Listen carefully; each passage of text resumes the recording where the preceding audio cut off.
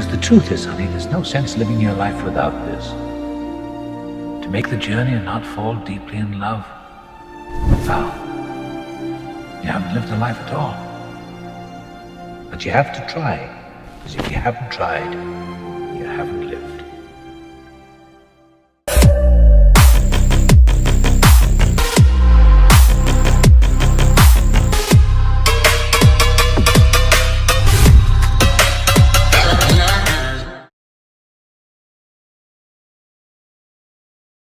Josh എന്ന ഈ യുവാവ്, ജോന എന്ന യുവതി ഇന്നേ ദിവസം ദൈവമുമ്പാകെ പരസ്യമായി അവരുടെ വലക്കരം കൊടുത്ത് ഉഭയസമ്മതം ചെയ്ത് അവർ വിശുദ്ധ വിവാഹത്താൽ സംയോജിക്കപ്പെട്ടിരിക്കുകയാണ്.